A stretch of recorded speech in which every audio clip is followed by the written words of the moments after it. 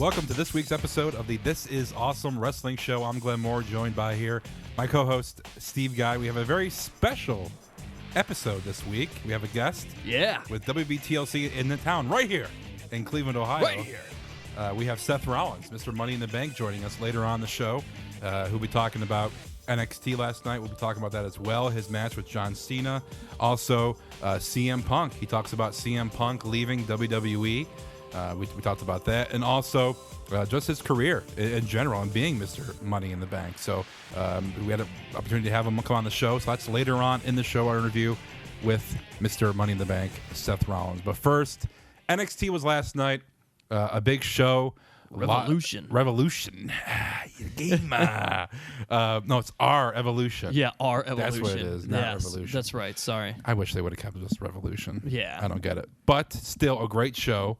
A lot of great wrestling, and wrestling that you probably don't see every week on Raw or SmackDown. Very true. A lot of great guys. I'm going to say superstars because they're not on the main roster yet, but a lot of great guys in the ring. One of my favorites is Kevin Owens, and he gives me, the big guy, a dream of wrestling in WWE because he is not your typical, bulky Chris Masters looking guy. He is an average Joe that seems to look like a Bray Wyatt type almost. Yeah.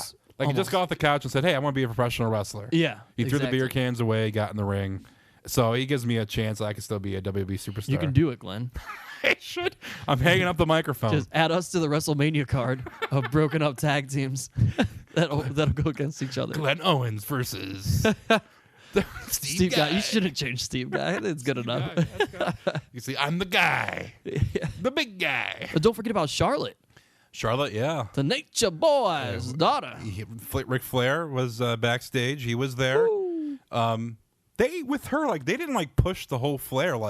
They kind of separated Flair. No, which is good. Let her get her own thing going. But I think later on, Charlotte obviously being from Charlotte, North Carolina. Right. I think you had to tie in Ric Flair because it gives her some credibility. Her doing the woo, doing some moves, having Flair come out as a manager sometimes. I mean, I think she needs that. Figure out the figure 4 leg lock. Yeah. Well, which she does. Well, she can't steal it because didn't Ric Flair give it to The Miz? Right. Yeah. Sure. Or did he give it to Miz Dow? I'm not sure. Both. I don't know. Yeah. But NXT, it was great. A chance to watch it this morning, and there was a lot of great wrestling. Oh, there's a lot of excellent wrestling on there. No doubt. Some moves that you don't see in WWE because of these guys are trying to make it the main roster. Yeah. And you're on a big program on WWE Network, but you got to take some risks. And I think these risks these guys are taking, guys on the WWE aren't going to be taking that because if they fail, they could be out of a job quickly. It's always interesting to watch NXT because you're in the, and this didn't used to exist. You're in that middle ground of independent circuit to WWE big time and television. And so you still get that independent vibe a little bit, but you also see these guys on the cusp of exactly what they're ready to be. I know going to the independent circuit and watching matches, you look at people and you're like, oh yeah, all right, I can see this guy being somebody. If he just tweak this a little bit, or he does this with his character, if he does this, he'll be right there. Then probably, somebody will take a look at him. And these guys are already at that level, and now they're just, what's that one little thing to put them into the main roster? Yeah. And being the NXT champion, I mean, it's great, but I think if you're not a champion, you have a better chance. Like the Ascension, the tag team, big guys. And they should be getting a push. I think there was a promo on SmackDown the other day of them, so we could possibly see them in the WWE roster pretty soon. But a great show last night, and I want to see more wrestling. And the crowd was great. It has that kind of TNA Impact kind of stage feel to it. Mm-hmm. But the crowd's into it. I mean, these are people that go every week to watch these guys compete, so they're into the storylines. Right. They know who these guys are, unlike we do because we're just watching it maybe once a month. Mm-hmm. The crowd was great, so I think overall it was a great show. And I'm a big Kevin Owens guy, and I would love to see him. Obviously him with the heel turn last night at the end of the show. Love to see him in WWE ring very soon. Yeah, I don't know that I've picked out one NXT guy as being my guy that I want to. Yeah, I really want to see him roll up to the next one. I'm still on the fence. It's hard to dictate because some of these guys, like you said before the show we're talking, is these guys could get a big push at NXT. Yeah. Get called up because of the momentum they're carrying, and then they fizzle out. Their character doesn't work. The crowd doesn't react. These people like, who is this person? Up and down, up and down. Which is why, like we were saying, I stand by. I kind of think that Rollins, Reigns, and Ambrose kind of had an advantage there. It almost helped them because they still had those little nuances and things they needed to work on. But when they come in as a faction, they don't have to carry themselves. They don't have to carry everything by themselves. They have each other to lean on, and you can go to this guy's whatever his strength is, and then you can go to this guy's strength, whether it be an interview or it be the certain moves and high flyer stuff and everything that they went through. I think that they benefited so much more from that than these guys that go up and down, up and down, up and. I mean, look at Bray Wyatt. Comes up as Husky Harris, and back down. Look at a guy like Curtis Axel. The list goes on with what happens with a lot of these characters. But it's I mean, Bo Dallas even he came up. Remember, he eliminates Wade Barrett. From the Royal Rumble. And he beats Wade Barrett, I think. And then he beats Wade Barrett, in a singles match. And then he goes back down and comes back up as being, Bo Leave. And, now we don't know what to do with him. Yeah. And it's funny because when Bray Wyatt does, like, media interviews, he's a great interview because he weaves in and out of character. And if you ask him about Husky Harris, he kind of talks about it as like a separate person, like, oh, Husky Harris was a lost soul, like he was a lost character. Oh man, the Husky Harris, the lost soul, man, but he's not here anymore. If only they could have done more with my brother and Sister Abigail, if she would have taken to him and spoken to him like was meant to be, but man, it just wasn't. And he, like all things, was eaten up by the eater of the world. Now, for we have Seth Rollins on the show. Now, originally, the book for about a month was Bray Wyatt. Was supposed to be on our show. We had all sorts of questions lined up. We don't need Bray Wyatt because we have the guy sitting right here. Yeah, here I am. Bray Wyatt, welcome to the show, buddy. How you doing? Let me tell you something, man. I loved being here in Cleveland and all of them, my little fireflies when I walk into the Quicken Loans Arena. And, man, I see them and I believe in them and they love me, too. That's all I got. I don't know. That was great. Thanks. Terrific. Seth Rollins will be joining us here shortly. I don't know Seth Rollins. Will be joining us to talk about TLC, CM Punk, and everything around Mr. Money in the Bank. TLC this Sunday in Cleveland. We will both be in attendance for this pay-per-view. We'll talk about it. I think you have that wrong, Glenn. It is tables, ladders, chairs, and stairs. Oh my! Rollins is facing John Cena. Big stipulation: if Cena loses, he loses his right to be number one contender for Brock Lesnar's championship. I forget that we would have a WB champion. Right. I mean, that 30-day stipulation. Just haven't seen him. 30 days, compete clause. Thank goodness for him being mentioned in the Slammies. Yeah. And Paul Heyman being there. And for some reason, he wasn't Superstar of the Year. Roman Reigns was. Well, I think he has to be there a bit more often. He's a champion. Yeah, but... And he has to be there. But, okay, let's talk about that. What has Roman Reigns done this year for him to be Superstar of the Year? Well, he dominated the Royal Rumble. Okay. You did have that. So did Kane back in the day. Yeah, well, that was back in the day. Okay, he was in the Slammy. So he dominates the Royal Rumble. Okay. Was in the process of taking out the Authority and just knocking people down, going back and forth until he got hurt. I mean, he put on some good shows there before. I mean, he was climbing the ranks. Everybody was ready for Roman Reigns to become the next WWE champion, I think. And then he got hurt. I would give it to Cena more than Reigns. I would be fine with having Cena. You can't give it to Cena every year. Well, he's the main guy. I would have given it to Ambrose, I think, or an Ambrose. Or I think it was going to be you're going to be hard pressed to not give it to somebody that wasn't in the Shield. That's true. That's true. Even Bray Wyatt. I mean, yeah, he really broke out this year too. But still, I mean, I don't know. Do you think the voting's legit from the fans, or is that all? Yeah, I don't know. I kind of wonder that myself too. I don't think. I think some of it's okay. Yeah, some of it. I think it depends upon what it is. Yeah, Ziggler winning the best tweeter. Yeah, he's gonna win that. Definitely. That's gonna be between him and Zack Ryder. Yeah. Who? Yeah, the Broski. Poor Zach. I know. Poor Zach. I did like that Rollins won some stuff for the things that he did. 'Cause didn't they? Well, the Shield. I guess the Shield as a whole. Yeah. See, I still think that the Shield versus Evolution was probably the best match. That was. They had back-to-back pay-per-views. Yeah, they didn't win, but I No. still think that probably was a better match than. Well, they won the first one. No, they won. Shield won. No, best match. Well, no. I mean, but the actual Slammy Oh, okay. was won by Yeah. the Survivor Series match. Yeah. I don't know. I think, the fan voting counts, but the fans, just like anything else, it's like when you vote for the All-Star game or the Pro Bowl, it's all about who's hot at the moment and what's freshest in your mind. We all just watched the Survivor Series, which was a solid pay-per-view, and I think a lot of people voted based upon that. Because you throw WrestleMania matches back in there. If I look back over time and you think, man, Daniel Bryan, Batista, Randy Orton, that was a great match. But that didn't win your best match. No. And also some other things from Slammy Awards. Sting's return was up there. Brock Lesnar is beating the streak, conquering the streak. So I'm still surprised that didn't win. Yeah. But again, it goes back to things being fresh in your mind. Right.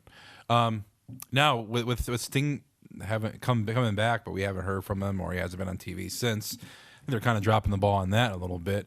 But still, I mean, I'm intrigued with the pay-per-view because it's in Cleveland, obviously, and we're going to be there live.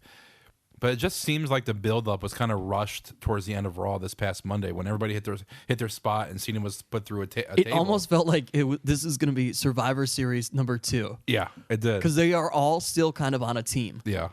I'm looking forward to these matches because it seems like every single one has a gimmick, on it with the tables, ladders, and you're not just getting a typical wrestling match, which is great. But overall, are you excited for this pay-per-view? I am. I think it's going to be pretty intense because I think you've done a great job now of still building the tension between like an Ambrose and Bray Wyatt match. I think that's going to be good. This Ziggler-Harper thing's kind of come out of nowhere. Yeah. But I will say I watched SmackDown past week too, and you watch that, and Ziggler chucks the ladder at Luke Harper when he's outside the ring. That's good. Although I think would have liked to see Luke Harper and Eric Rowan, something happen with that. Yeah. But the Eric Rowan Big Show thing, slightly forced, I guess. Like, the whole stairs thing, I don't know about that. Yeah. I am excited about Cena and Rollins. I can't believe I just said I'm excited about a John Cena match, but that's fine. I think Seth Rollins is going to be fantastic. This is his moment. This is his coming out moment. Yeah. You are with the quote-unquote top performer of WWE. Whether you win or not, this has to be a match that everybody's like, oh, wow, that was great. He was phenomenal.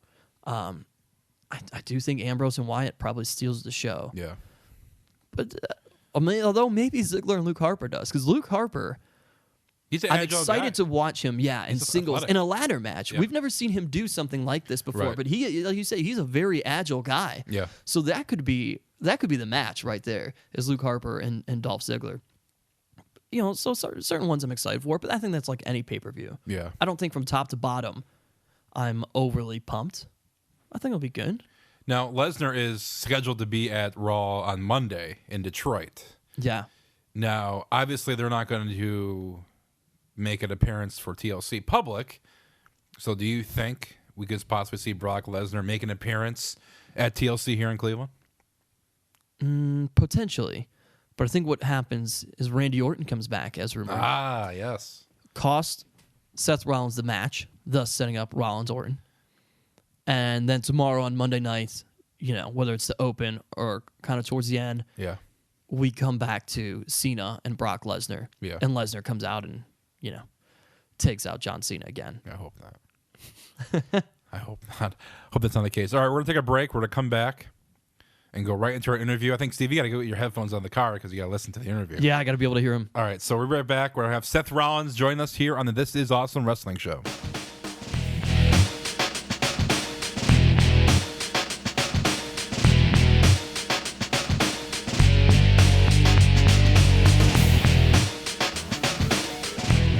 WWE TLC is this Sunday here in Cleveland at the Q. And you can buy tickets at theqarena.com, and also you can go online at WWEnetwork.com if you're not in the Cleveland area. You want to check out the pay-per-view. Right now I want to bring on Mr. Money in the Bank, a former WWE Tag Team Champion. He's here in Cleveland doing the media rounds, Seth Rollins. Seth, how's Cleveland treating you today? Oh, Cleveland, as always, is treating me wonderfully. How are you? I'm doing fine. All right. I want to talk about TLC, but before we get into that, did you have? I know you're traveling and you're a busy guy. Did you have a chance to watch NXT last night? Actually, I did. I was traveling to Cleveland, and I was able to. I had a good layover in the airport in Atlanta, and I was able to catch the first half of the show there, and then I ended up watching the Neville and Zayn match later on in my hotel room when I got home. The beauty of the WWE Network. It was pretty incredible, eh? Yeah, it was definitely a lot of great matches from the debut of Kevin Owens to, like you said, the main event. Just it seemed like NXT, there's a lot of innovation when it comes to moves and to wrestling moves per se, and they have a little more leeway. It just seems like, in your eyes, is NXT a little bit different than maybe Raw or SmackDown when it comes to terms of, maneuvers and whatnot, because you guys are performing every single night, and these guys are having a big event maybe once a week? Oh yeah, it's 100% different. The show is completely different. It's run differently. It's programmed differently. The performers are different. It's still incredible though, and I think that it offers, in a way, if you're thinking about it this way, it offers an alternative to a Monday Night Raw. NXT runs on the network in episodic form every single week, the same way Raw and SmackDown do. They have the one big show, a couple, four like network specials a year, maybe less. But it's basically the old model of what our pay-per-view system used to be when we were doing the big four pay-per-views. So it really puts an emphasis on longer stories, longer story arcs and stuff like that. And there's a lot more time for the guys to wrestle, I think. They have 5-6 matches in 2 hours. So it's pretty awesome, man. It's really enjoyable. And in a way, like I said, it kind of offers the fans an alternative to what they see on Monday and Friday nights from us. When it comes to developing yourself and when you're down at NXT and trying to get to the main roster, and also independence, I mean, you probably had a lot more control over your character and a lot more what you could do inside and outside of the ring. When you made the jump to the roster with the Shield, did you lose that, or do you still have that kind of creative control even now with your character today? I think there's a misconception that, as characters, performers were basically just told what to do every step of the way. That's not how it works. And the best guys, the guys who made the name in the history of our industry, they don't exist like that. They can't. They can't be stifled that way creatively. And for me, it's the same way. I can't be stifled like that creatively. I love having direction. I love having the partnership with the Vince McMahon and Triple H and the writers and stuff like that. I love the back and forth of coming up with ideas and trying to figure out how they work for everybody. To me, that's how we all get better. So actually having their input, I find, is more helpful than a hindrance. They have the faith in me, and they wouldn't have put me in the spots that I'm in, the opportunities to succeed. They have the faith in me, so they also have the faith in me to contribute to my own character and my own on-screen presence. I think that's really, really important for people to understand. Is we're out there, being us, and there are some, cuffs that we wear from time to time, but overall, I think it's a collaborative process. It's very beneficial for all of us. Personally, I know you with the Shield. You guys weren't exactly WB fan favorites, even though you guys were making a big statement. And now you're kind of on the side of the authority. You're flourished in the quote unquote bad guy role. Do you prefer being the heel, or do you like the crowd cheering for you? And if you had to choose for the rest of your career, would you want to be the bad guy? I mean, the good guy sells more T-shirts.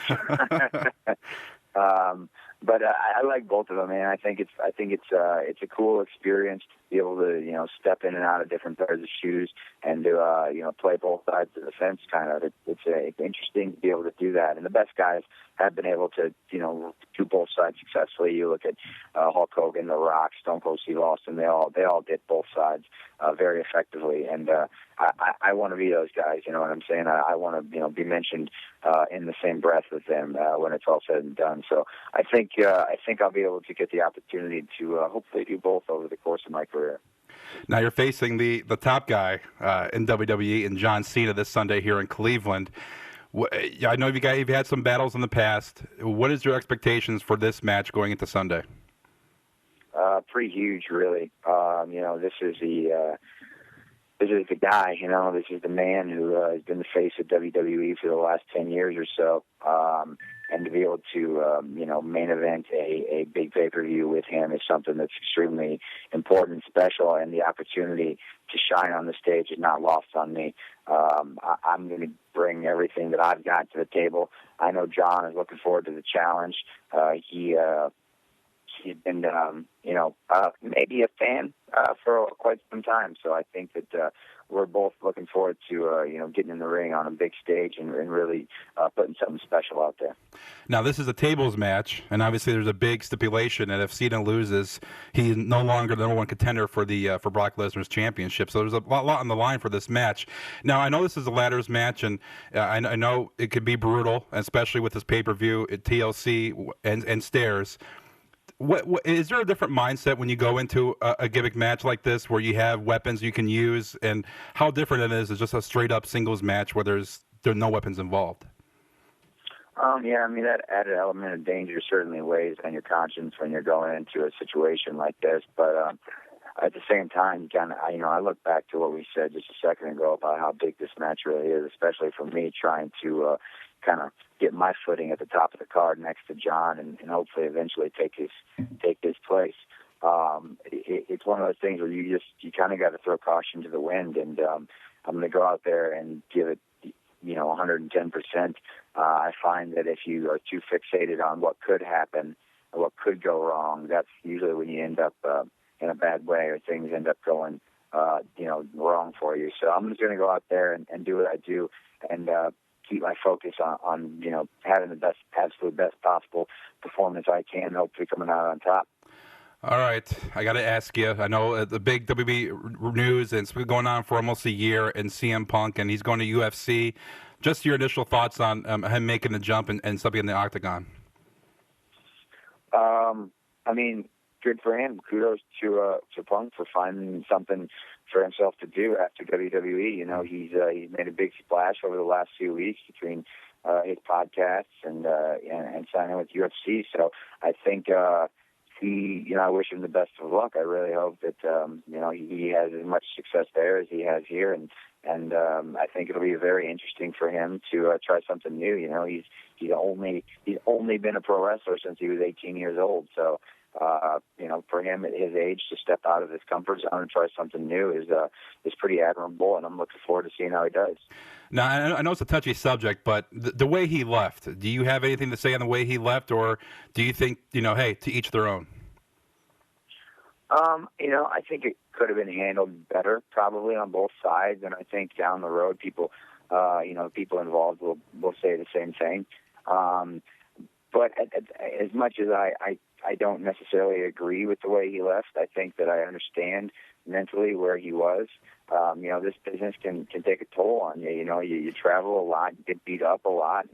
There's a lot of frustration that's involved, and mentally over time that can wear on you. It can put you in a place where you're a different person, and when you're not happy with who you are and you're not the person you want to be, you got to take a step back. You got to look at things kind of outside the bubble a little bit, and I think that's what he did, and I think he realized that he needed to take a step back and just kind of see what was going on, and if he didn't like it, then he can move on. And I think they agreed to disagree, and like I said, could have been handled differently from a public relations standpoint on both sides. But I think once the dust settles, everything will feel itself out, and it should be all right.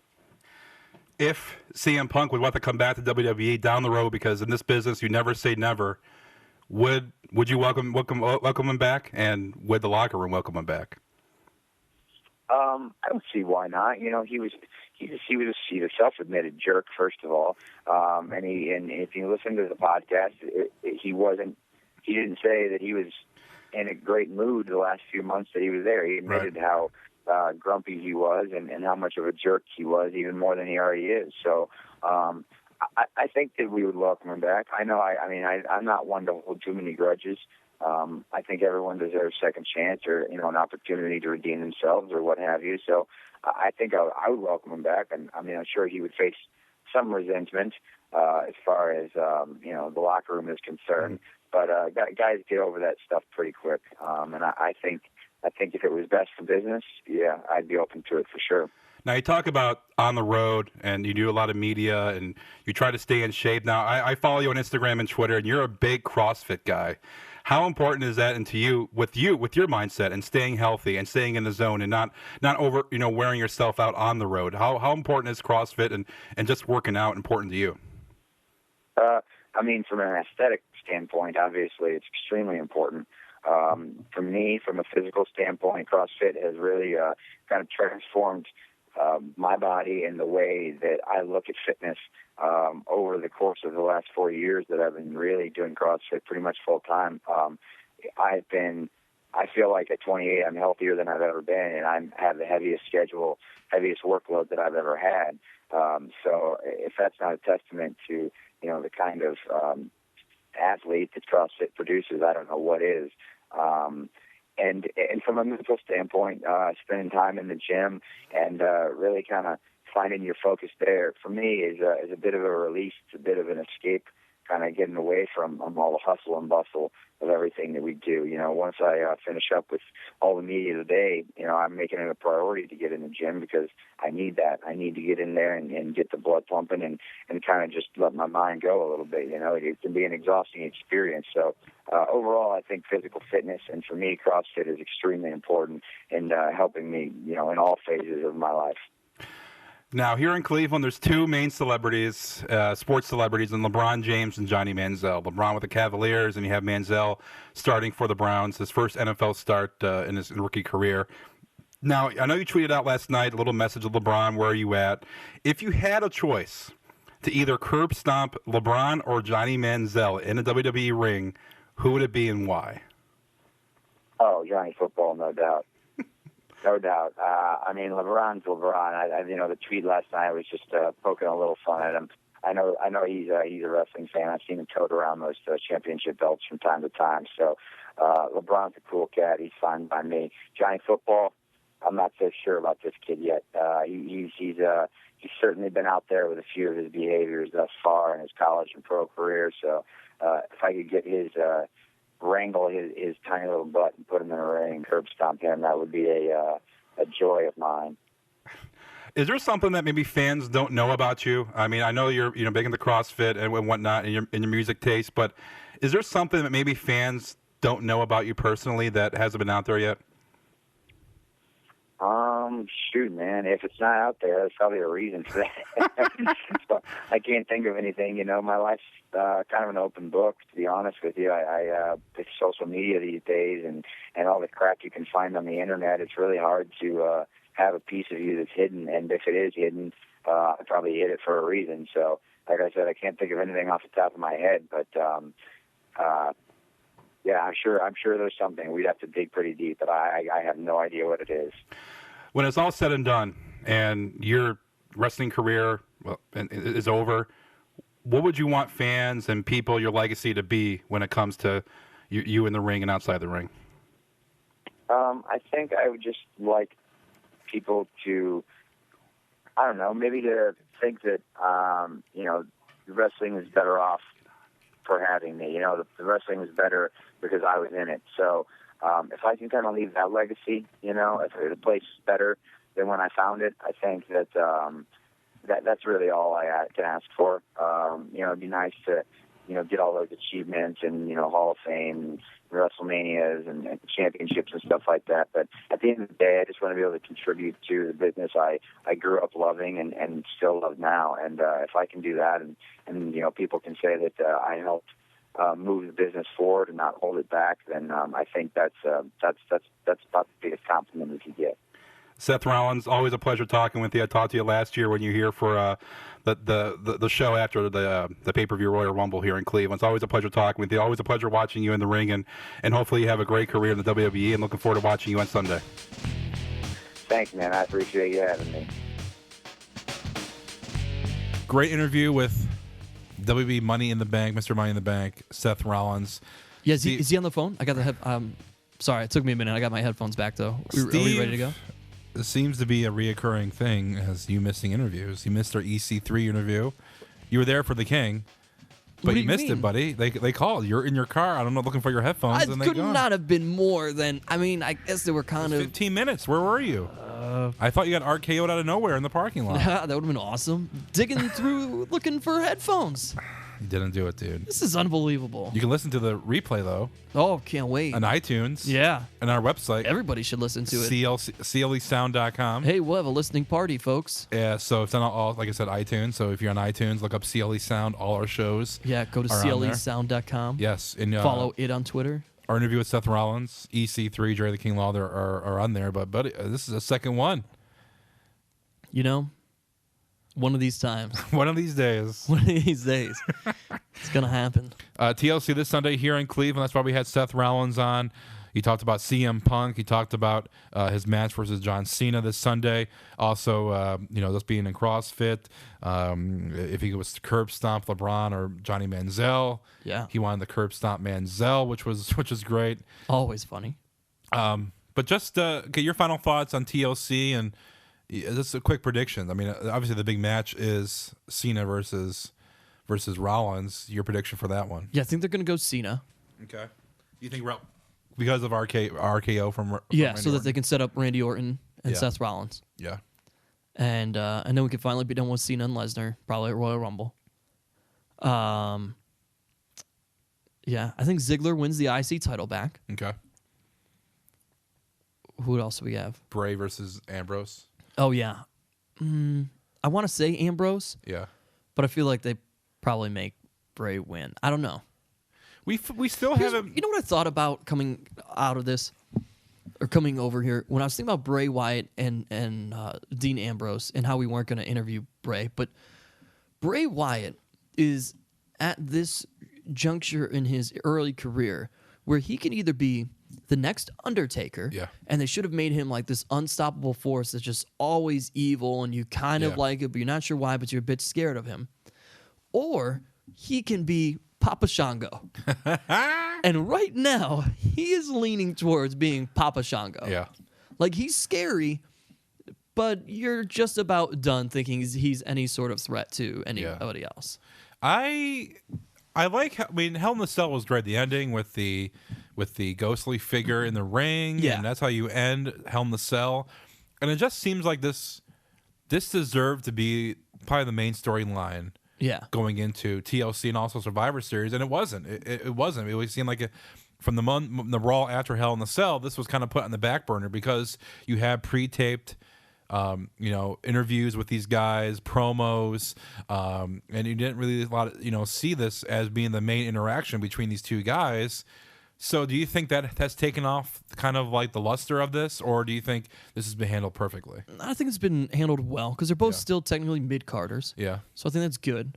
But I just think Bray Wyatt, I get it, they're both nuts, they're both crazy. Let's put the crazy guys against each other. Yeah. But Bray's supposed to be a different kind of crazy where he's just like of another world. Yeah. And Dean Ambrose is just supposed to be everyday people crazy. And so to have Ambrose win and break down Bray Wyatt mentally, so to speak, as they're making it seem, I think you already lost the character. Yeah. I agree. Like I said, I wish this had a little more of a big time feel. Like, you're right, these guys both are mid-carders, but if you put that much work into ending Hell in a Cell like that, especially with production of the Mirage and everything, I think that you probably would have put a little more effort into making it maybe a featured.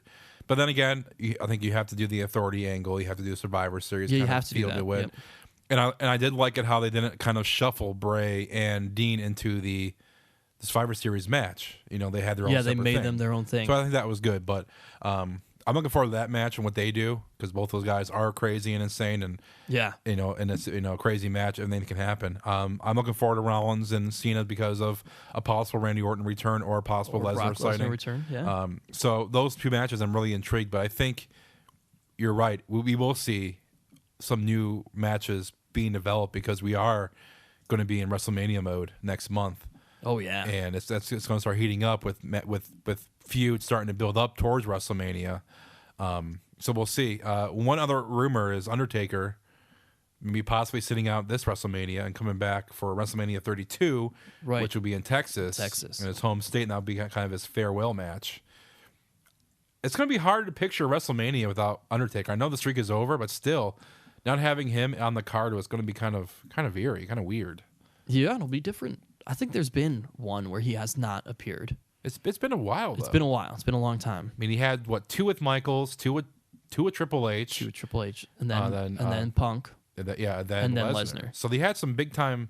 So that's 6 in a row. Yeah, 6 in a row, definitely. And then you had, I'm sure he took some time off, but it's building. And that has, the streak has taken over some WrestleManias to where that's like the feature. It's not the main event, but it feels like the one. Next match up. So absolutely, it's going to be kind of weird to see him not on the card if that's true. But then again, if he wants to end it in Texas, his home state, everybody ends in Texas. George Strait too.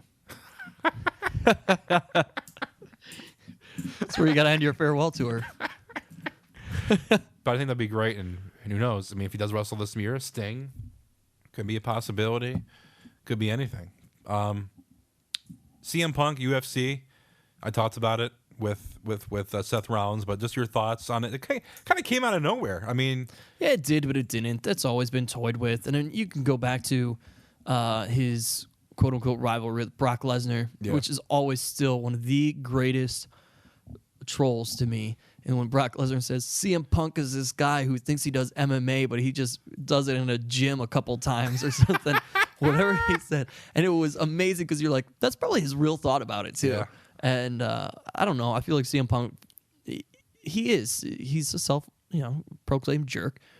And I do think he feels like he's got something to prove in that realm. Now, I did see something today, and I haven't read the article yet, that he mentioned he feels there's more danger in professional wrestling than UFC. I can't wait for him to be in the octagon and somebody like hits him hard. He's not going to wrestle at a heavyweight. He's going to wrestle at like 185 or even smaller. But I'm sure there's a lot of people that want to see his ass get kicked. Oh, absolutely. Do you want to see his ass get kicked? I don't know. I think he'll be okay. I mean, he knows a lot of holds. You can tell that from watching him in wrestling. But look, I mean, somebody like Nick Diaz. Yeah. He came out, I think it was yesterday or whatever, hyping up Stipe Miocic, who's going to be on UFC Junior Dos Santos. This Saturday. Nick Diaz was doing some media this week, and he basically said it's a effing joke, Yeah. It's all publicity. This guy's an amateur, has no matches. I think guys will be gunning for him. Oh, definitely. But Dana White was smart and said that they were not going to use him like they did Brock Lesnar. Yeah. And they just kind of threw Lesnar in the fold. I mean, Lesnar was a freaking beast. Yeah. And had this huge athletic pedigree, where CM Punk has no official technical background. Mm-hmm. So it's smart. Let him prove himself. But at 36, dude's got some catching up to do. I think it's going to be a mid 2015 before we see him step in the octagon, and it's going to have to be. I mean, these guys, I'm sure. Did you see who wants to be his first challenger? No. Who? Tommy, the Green Ranger from Power Rangers. No. Yes. Really? Yes. Jason David Frank or whatever his name is, because he does some MMA stuff. Why not? I mean, they're going to get a big payday. He wants to take him. I mean, anybody who steps in the ring with the octagon with him is going to get a big payday. Can you imagine that? Of all things, that'd be a huge draw. What if CM the Green Power Ranger versus CM Punk? Do you think Punk comes out to call the personality, or his old theme?